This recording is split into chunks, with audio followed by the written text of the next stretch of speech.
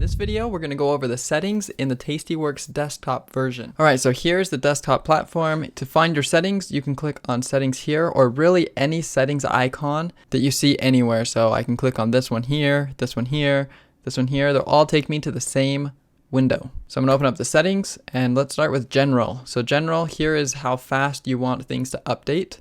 You can use WebSockets for quotes, which makes it a little bit faster, but if you use WebSockets, then you can't view the charts on tastyworks. So you're going to need to have another platform that you can view charts on.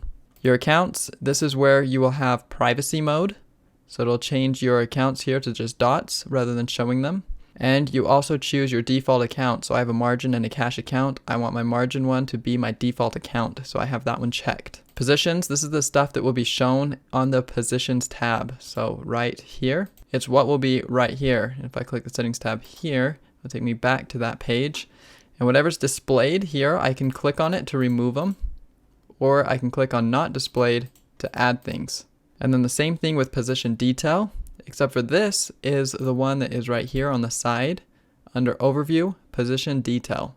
So these are the settings that I have on it. If I add things here, it will add them over here on this right sidebar. And then the header detail is done the same way. This is the one that is right here. If you click accounts, hit the down arrow, it'll show you right here. This is the header detail. So in the header detail, if I add this stuff here, you'll see that it's added right here.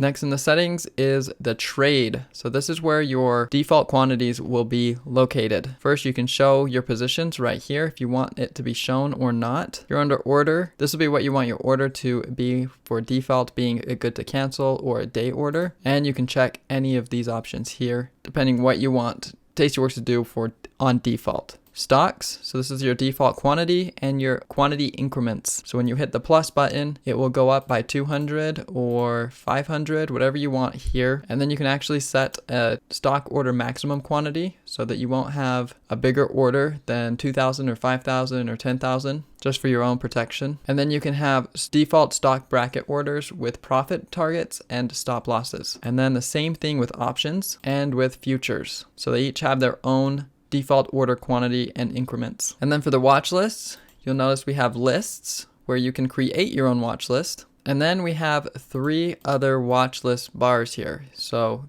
the left side bar is this right here. The center is this one right here. And the right is this right here. So if I click settings, anything I change on the left side will change it here on the left. Anything in the center will change it on the main. Anything on the right will change it on this right bar. So they are all treated separately. And then charting, this is where you can reset it to default. We'll go into charts more later. Communications, this is perhaps one of the most annoying buttons if you have it checked and you are an active trader, because it will email you a fill notification every time you get a fill. So for me, I want to make sure to have that unchecked so that I don't get a bazillion emails. And then here is where you can enable your sounds for when you get an order fill, and you can change the sound type to whatever you want. So that's it on the desktop platform settings. Let me know if you have any questions. Thanks.